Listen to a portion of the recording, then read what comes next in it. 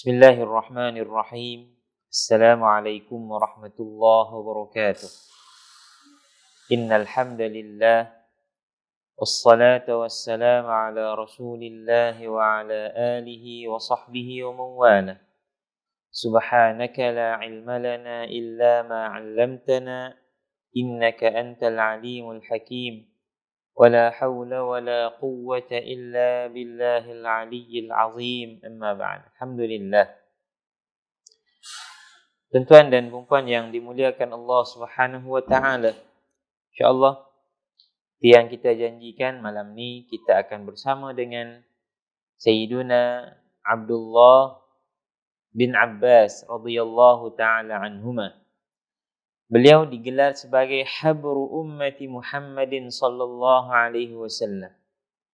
Habr ini memberi makna keluasan, iaitu seseorang yang memiliki pelbagai kemuliaan ke atas umat Muhammad sallallahu alaihi wasallam. Apakah kemuliaan-kemuliaan yang dikumpul oleh beliau?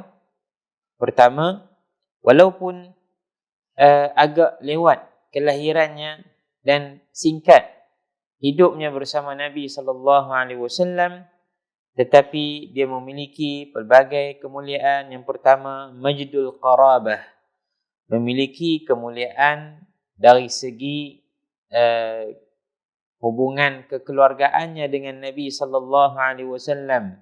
Dia adalah sepupu Nabi sallallahu alaihi wasallam, anak kepada Sayyiduna Al-Abbas. Al-Abbas bin Abdul Muttalib adalah bapa saudara Nabi. Beliau adalah abang kepada ayah Nabi Abdullah.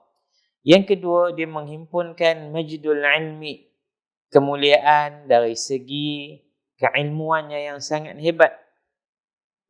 Dia adalah bahrul ilm, az-zakhir, lautan ilmu yang sangat luas. Kita akan lihat nanti pelbagai bidang yang dikuasai oleh beliau sehingga beliau seolah-olah sebuah universiti yang didatangi oleh orang ramai dari pelbagai pelosok dunia. Yang ketiga, dia menghimpunkan majdud tuqa, kemuliaan dari segi ketakwaannya. Dia adalah seorang yang suka berpuasa di siang hari, sentiasa mendirikan malamnya dengan pelbagai jenis ibadah, suka beristighfar ketika hampir sahaja fajar, iaitu di waktu sahur. Dan beliau merupakan orang yang sangat suka menangis kerana takutkan Allah Subhanahu wa taala, hatta khaddada ad-dam'u khaddayh, sehinggalah air matanya membelah kedua pipinya, membekas, sehinggalah dilihat oleh orang ramai ketika menguruskan jenazahnya, membuktikan bahawa beliau seorang yang sangat suka menangis kerana takutkan Allah Subhanahu wa taala. Inilah Sayyidina Abdullah bin Abbas, Rabbani ummati Muhammadin sallallahu alaihi wasallam. Orang yang paling alim terhadap Al-Quran, paling faham terhadap takwilannya, dan paling mampu untuk sampai ke dasar yang paling dalam daripada Al-Quran itu. Tuan-tuan dan puan dirahmati Allah, Sayyidina Abdullah bin Abbas dilahirkan 3 tahun sebelum Nabi SAW berhijrah ke Madinah. Kemudian ketika baginda wafat, umurnya 13 tahun. Namun dalam tempoh yang singkat itu, dia telah menghafal daripada Nabi SAW 1660 hadis yang dimuatkan oleh Al-Imam Al-Bukhari dan Al-Imam Muslim dalam kitab sahih mereka. Dalam kitab sahih saja ada 1660, dan di dalam kitab-kitab musnad atau kitab-kitab hadis yang lain juga kita dapati hadis yang diriwayatkan oleh Sayyidina Abdullah bin Abbas sangat banyak, walaupun singkat hidupnya atau umurnya dengan Nabi sallallahu alaihi wasallam. Ketika dia dilahirkan oleh ibunya, terus dibawa Abdullah bin Abbas ini bertemu dengan Rasulullah sallallahu alaihi wasallam Ketika itu Nabi masih berada di kota Mekah. Lalu Nabi SAW mentahnikkannya, hannakahu biriqih. Nabi tahnik dia, yakni belah mulut dia dengan air liurnya. Maka apa yang mula-mula sekali masuk ke dalam perut Abdullah bin Abbas, atau yang mula membasahi kedua bibirnya, mulut dan lidahnya, dan masuk ke dalam perutnya, adalah air liur Nabi SAW yang sangat diberkati. Tuan-tuan dan puan dirahmati Allah, inilah kita kata cara sebenar tahnik.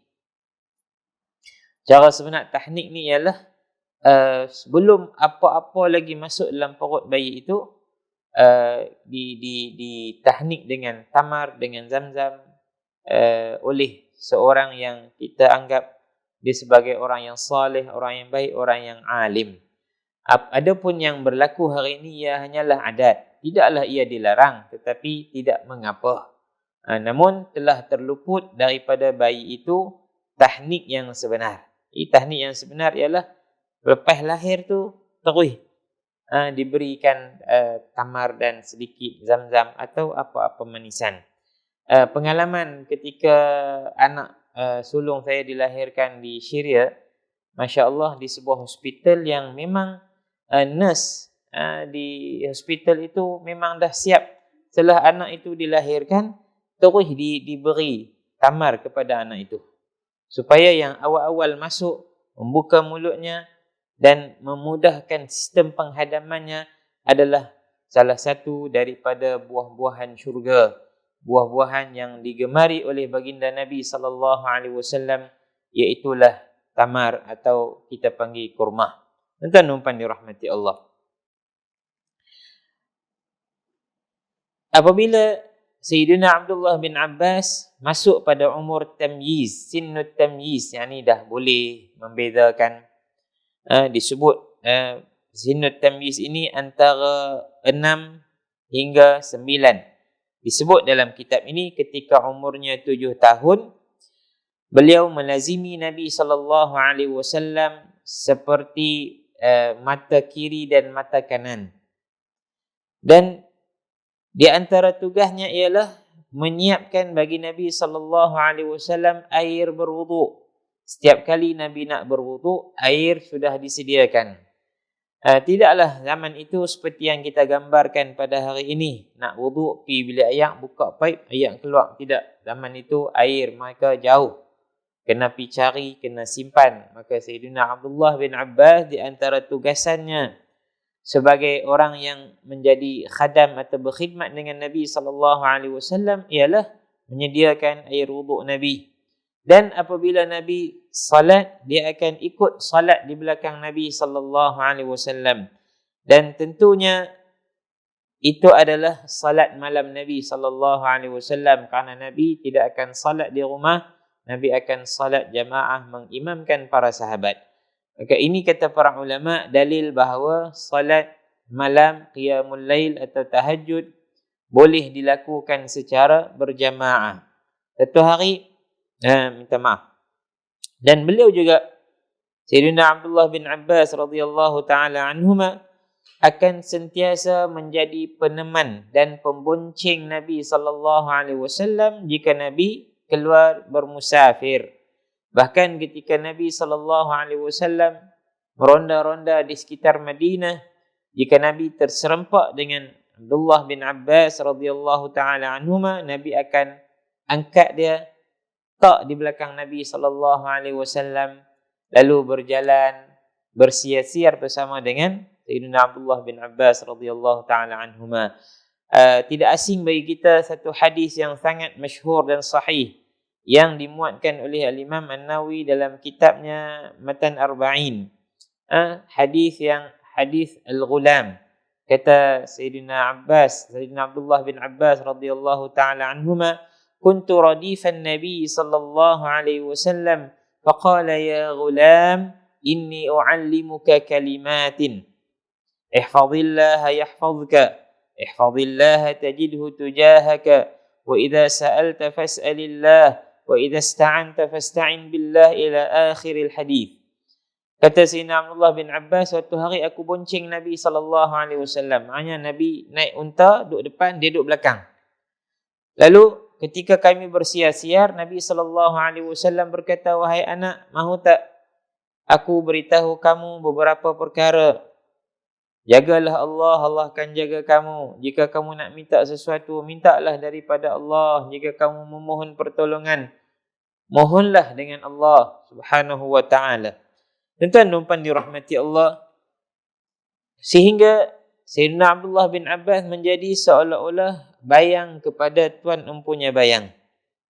Kemana sahaja Nabi pergi, beliau juga akan mengikuti Nabi SAW, dan dalam masa yang sama beliau sedang membawa dalam dadanya hati dan di dalam kepalanya akal yang sangat jernih, sangat hebat, sangat kuat menghafal, sehingga dia boleh menandingi apa-apa jenis alat perakam yang ada pada zaman moden canggih kita hari ini. Bahkan alat-alat perakam kita boleh terdedah kepada kerosakan. Jatuh sikit, pecah, habis, hilang. Tak jaga elok, hilang rakaman kita. Tetapi seorang yang hebat ini tak pernah kehilangan apa-apa pun yang dirakam oleh akalnya, walau dia menempuh pelbagai kepayahan dalam peperangan dan sebagainya, diancam nyawanya, tetapi kekal ilmunya, Al-Qurannya tersemat kukuh di dadanya.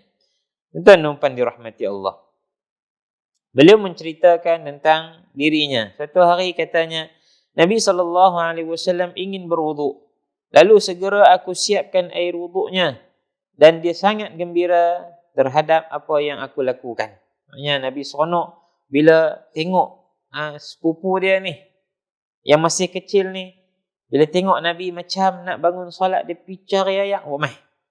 Kemudian bila Nabi SAW ingin mendirikan salat, Nabi isyaratkan kepadaku, duduklah di sebelah kananku. Namun ketika Nabi takbir, aku solat di belakangnya. Aku tak solat di tepinya. Kan kalau kita solat, kita seorang makmum dengan imam, kita akan duduk hampir menyamai imam. Tumit kita belakang sikit pada tumit imam. Nabi pun minta dia duduk macam tu. Tapi dia solat di belakang. Setelah selesai solat, dia pun kalih ke arahku lalu bertanya, "Ma mana'aka an takuna bi izai ya Abdullah?" Apa masalah kamu? Kenapa tak duduk di tepi aku? Kenapa solat di belakang?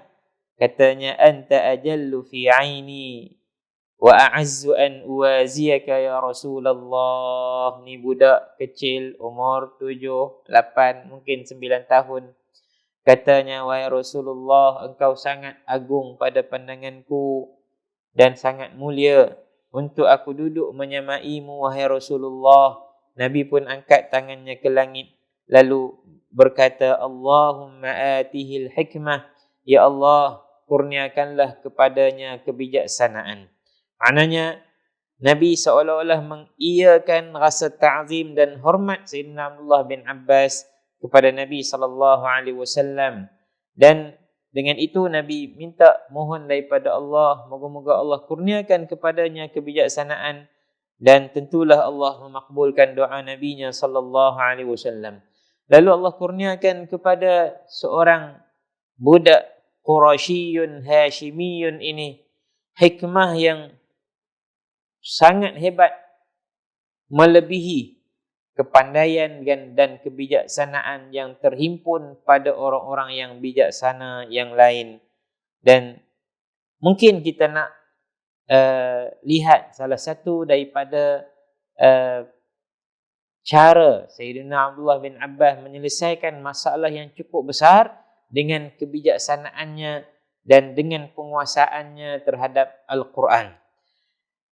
Selepas peristiwa peperangan As-Siffin, yang mana dalam peperangan itu pertembungan antara Sayyidina Ali sebagai khalifah dan Sayyidina Muawiyah sebagai gubernur di Syam. Peperangan yang begitu dahsyat, kedua-dua belah pihak dalam tentera mereka ada sahabat-sahabat terbilang yang sangat ramai. Dalam peperangan itu, Sayyidina Ali menghentikan peperangan setelah diminta oleh Sayyidina Muawiyah untuk tahkim, yakni menyerahkan urusan penghakiman kepada orang yang mereka redha. Sayyidina Ali redha bahawa Sayyidina Abu Musa al-Asy'ari menjadi wakilnya dan Sayyidina Muawiyah mengetengahkan wakilnya Sayyidina Amr bin al-As. Kedua-dua mereka menyatakan bagaimana cara untuk mereka berdamai. Namun walau perdamaian yang dicari, masih timbul rasa tidak puas hati atas at-tahkim atau perkara yang dilakukan ketika itu. Yang mana selesai sahaja penghakiman itu, maknanya tentera Sayyidina Muawiyah berunding, tentera Sayyidina Ali pun berunding, lebih 20,000, lebih kurang 24 ke 25,000 orang di kalangan tentera Sayyidina Ali berpisah, berputus dan tidak mahu lagi mendukung Sayyidina Ali. Dan mereka ini disebut sebagai Al-Khawarij. Mereka mengasingkan diri di satu tempat. Kata mereka, kami berlepas daripada Ali kerana beberapa perkara yang tak betul yang dilakukan oleh Sayyidina Ali radhiyallahu ta'ala anhu. Ini menyebabkan masalah yang kedua timbul setelah masalah yang pertama masih belum selesai, iaitu pertembungan antara beliau dengan Sayyidina Muawiyah. Ditambah pula orang-orangnya seramai 25,000 berputus diri dengannya, berlepas diri dengannya. Maka apa yang berlaku? Orang yang keluar daripada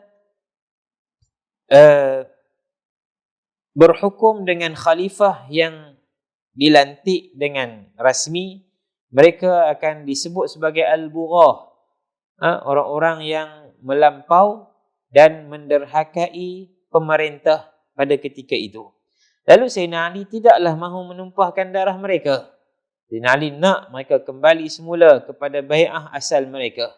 Maka datang kepada Sayyidina Ali yang sedang runsing ketika itu Sayyidina Abdullah bin Abbas, lalu berkata, "Idzan li ya Amiral Mu'minin an atiyal qauma wa ukallimahum."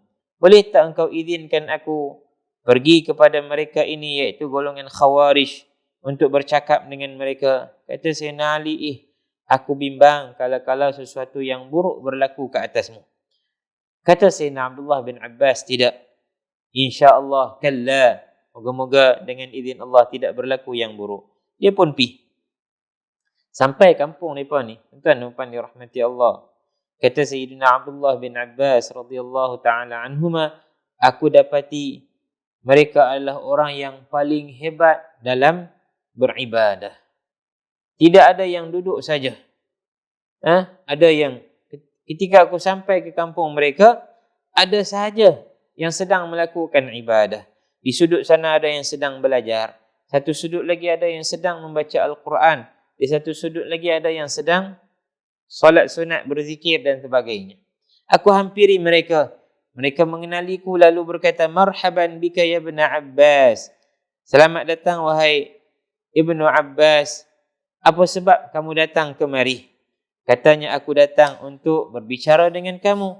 Kata sebahagian mereka, jangan dengar apa yang dia cakap, tak usah peduli lah. Sebahagian lagi berkata, "Qul nasma' minka." Cakaplah, kami akan dengar. Silakan. Lalu dia pun duduk dan memulakan percakapannya. Katanya, boleh tak kamu beritahu aku apa sangat yang kamu marah kepada Sayyidina Ali sehingga menyebabkan kamu berlepas diri daripadanya, tidak lagi mentaatinya, tidak lagi menganggapnya sebagai khalifah? Kata mereka, kata Sayyidina Abdullah bin Abbas, sedangkan dia adalah sepupu Nabi SAW, dia adalah menantu Nabi SAW, dan dia adalah orang yang pertama beriman dengan Nabi SAW. Kata mereka, kami marah dengannya disebabkan 3 perkara. Apa 3 perkara itu? Disoal oleh Sayyidina Abdullah bin Abbas. Kata mereka, yang pertama, innahu hakkamar rijala fi dinillah. Dia melantik orang untuk menjatuhkan hukuman dalam urusan agama Allah. Mana boleh? Mesti kena rujuk Quran. Pasal apa dia lantik orang, iaitu Abu Musa al-Asy'ari, dan menerima perlantikan Amr bin al-As untuk menjadi pendamai kepada dua belah pihak. Yang kedua, dia berperang dengan Sayyidatina Aisyah dalam peperangan Jamal. Peperangan Jamal ni pun kisah dia panjang, tuan-tuan dirahmati Allah. Dia sebenarnya bukanlah tujuan mereka bertemu itu untuk berperang, tapi dilaga-lagakan atau ditipu helah oleh sekumpulan pemberontak yang datang dari Mesir yang diketuai oleh Abdullah bin Saba yang merupakan Yahudi yang berpura-pura memeluk Islam. Itu kisahnya panjang. Moga-moga sampai satu masa kita berbicara tentangnya. Bila dia perang dengan Sayyidatina Fatimah dan sekumpulan sahabat yang lain, Sayyidatina Aisyah, tewas pasukan tentera Sayyidatina Aisyah. Kemudian Ali tak merampas harta rampasan perang milik tentera Aisyah dan tidak menawan tawanan daripada tentera itu.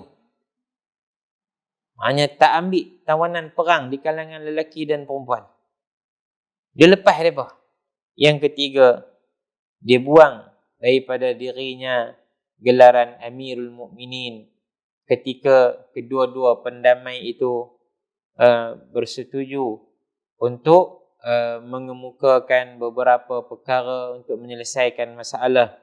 Dengan pertamanya Sayyidina Ali lucutkan jawatannya dan Muawiyah juga radhiyallahu anhu tidak menuntut jawatan itu. Namun kelihatan sebaliknya, ketika Sayyidina Ali lucutkan jawatannya, Sayyidina Muawiyah mengambil jawatan itu. Berlaku lagi pertembungan, namun qaddarallahu wa ma syaa fa'al, ketentuan Allah adalah yang terbaik selepas berlakunya peristiwa itu. Tuan-tuan dirahmati Allah. Lalu dia kata, baiklah, 3 benda ni hampa marah. Okey, jika aku beritahu kamu satu persatu dalil daripada Al-Quran dan daripada hadis Nabi terhadap apa yang kamu marah ini, adakah jika jelas di hadapan kamu masalah ini, kamu akan kembali semula mematuhi Sayyidina Ali? Tidak memberontak ke atasnya? Kata mereka, ya. Baiklah. Yang pertama, lihatlah jika kamu marah kerana dia melantik seorang sahabat menjadi hakim, menjadi pemutus kata dalam urusan yang besar itu, iaitu mendamaikan antara dua tentera yang berperang, maka sesungguhnya Allah telah menyuruh kita untuk melantik 2 orang sebagai hakim dalam menyelesaikan urusan darah binatang yang ditumpahkan di tanah haram. Ya ayyuhalladzina amanu la taqtulus sayda wa antum hurum wa man qatalahu minkum muta'ammidan fajaza'un mithlu ma qatala minan na'am yahkumu bihi dhawa 'adlin minkum. Allah kata, siapa yang bunuh binatang ketika dia dalam keadaan haram, ihram, secara sengaja, maka balasannya ialah dia kena bayar balik, ganti balik jenis binatang yang dia bunuh atau nilainya. Ini dijatuhkan hukuman oleh 2 orang yang adil di kalangan kamu. Aku nak tanya kamu, adakah melantik Abu Musa al-Asy'ari dan Amr bin al-As untuk mendamaikan antara 2 kumpulan yang saling menumpahkan darah itu lebih berhak ataupun kurang penting berbanding dengan melantik 2 orang untuk menyelesaikan urusan seekor arnab yang ditumpahkan darahnya di tanah haram? Mana yang lebih berhak lagi? Kalau kerana arnab dibunuh pun, kamu boleh lantik 2 orang untuk menjadi hakim, pemutus kata. Kenapa ketika darah orang Islam ditumpahkan, kamu tak redha 2 orang dilantik sebagai pemutus kata penyelesaian masalah? Kata mereka, ya, tentulah sangat layak, sangat patut untuk dilantik mereka sebagai pendamai. Lalu kata Sayyidina Abdullah bin Abbas, selesai tak lagi kita dengan masalah yang pertama? Kata selesai. Subhanallah, tuan-tuan rahmati Allah. Satu ayat je yang dibaca, yang seolah-olah ayat itu tak pernah lalu melintas dalam akal mereka, tak pernah dibaca. Rupanya untuk menyelesaikan urusan darah binatang yang ditumpahkan di tanah haram pun kena lantik manusia sebagai hakim, apatah lagi menyelesaikan masalah pertumpahan darah di kalangan orang Islam. Yang kedua, kamu kata Ali berperang dengan Aisyah setelah dia menang, dia tak rampai harta perang, dan dia tak tawan Aisyah dan juga tentera-tenteranya. Apa yang kamu fikirkan ni? Jika kamu kata boleh menawan, yakni tawan Aisyah dan dijadikan sebagai hamba perempuan seperti mana hamba-hamba wanita yang lain, kamu telah kufur dengan Allah, kerana Aisyah itu adalah ibu kepada orang-orang yang beriman. Jika kamu tak terima bahawa dia adalah ummul mukminin, kamu juga telah kufur dengan Allah, kerana kata Allah, an-nabiyyu awla bil mu'minina min anfusihim wa azwajuhu ummahatuhum. Nabi lebih patut berbanding dengan orang-orang yang beriman. Maknanya Nabi lebih berhak dijaga, dipatuhi, ditaati berbanding dengan diri mereka sendiri. Bahkan isteri-isteri Nabi adalah ibu kepada orang-orang yang beriman. Maka pilihlah, kamu nak jadi kufur dengan Allah atau meredai perbuatan Sayyidina Ali melepaskan mereka tanpa ditawan. Kata mereka, ya kami redha. Selesai lagi masalah ni? Ya, selesai. Dua masalah selesai. Yang ketiga, kamu kata Ali membuang gelaran Amirul Mukminin daripada dirinya ketika berlaku penghakiman itu. Tidakkah kamu tahu bahawa ketika Nabi SAW berurusan dengan orang-orang musyrikin Quraisy dalam peristiwa Hudaybiyah, ketika ditulis min ma qada alaihi Muhammadun Rasulullah, ini apa yang diputuskan oleh Muhammad Rasulullah. Lalu musyrikin Makkah berkata, wahai Muhammad, kalau kami beriman bahawa kamu Rasulullah, kami tak akan perang kamu. Kami tak akan halang kamu daripada masuk ke tanah haram. Buang Rasulullah itu. Tulis Muhammad bin Abdullah cukup. Nabi pun kata Ali tukang tulis. Padam Rasulullah, tulis Muhammad bin Abdullah. Nabi sendiri pun buang gelaran dia. Ketika ada sesuatu yang menuntut dan perkara itu lebih besar untuk dipertahankan berbanding gelaran Nabi SAW. Adakah Nabi hilang jawatannya sebagai Nabi? Adakah tertanggal kerasulan Rasulullah SAW dengan hanya tidak memanggil Rasulullah? Baik, adakah seorang yang alim, jika dipanggil jahil, maka dia orang jahil? Tidak. Dia kekal alim walau seluruh dunia mentohmahnya sebagai jahil. Sama juga, seorang yang jahat. Orang yang jahat teruk, rasuah, tipu, curi. Tapi orang sanjung dia, orang anggap dia baik. Orang puji dia kerana dia ada jawatan dan sebagainya. Adakah benar dia seorang yang baik? Tidak. Dia jahat. Bukan kerana apa yang dipanggil oleh manusia orang ramai, tetapi hakikat yang sebenar ada pada diri orang tersebut. Tuan-tuan dan puan dirahmati Allah. Lalu Sayyidina Abdullah bin Abbas pun bertanya kepada mereka, adakah kamu tak redha Ali membuang gelarannya Amirul Mukminin, sedang Nabi telah membuang gelarannya Rasulullah dalam peristiwa Hudaybiyah? Kata mereka, ya kami redha. Baik, selesai tak masalah yang ketiga ini? Katanya, selesai. Kata mereka, selesai. Tuan-tuan dan puan dirahmati Allah, lihat dialog yang begitu ringkas. Setiap daripada masalah yang diutarakan oleh golongan Khawarij, 3 masalah yang menyebabkan mereka keluar daripada mentaati khalifah mereka Amirul Mukminin Ali bin Abi Talib radhiyallahu taala anhu, telah dijelaskan dengan begitu baik menggunakan ayat-ayat Al-Quran dan hadis Nabi sallallahu alaihi wasallam, sehingga dialog itu telah menyebabkan 20,000 di kalangan orang-orang Khawarij berpatah semula ke pihak Sayyidina Ali, mentaati Sayyidina Ali sebagai khalifah, baki 4 hingga 5,000 orang yang selepas itu diperangi oleh Sayyidina Ali, dan sebahagian di kalangan mereka merancang untuk membunuh tokoh-tokoh sahabat ini, iaitu Sayyidina Ali, Amr bin al-As dan Sayyidina Muawiyah. Serentak mereka melancarkan serangan pada waktu yang kita anggap maknanya para sahabat ini tidak bersedia. Namun Sayyidina Muawiyah dan Sayyidina Amr bin al-As selamat dalam peristiwa serangan Hendaq, dan Sayyidina Ali gugur syahid, dibunuh oleh salah seorang di kalangan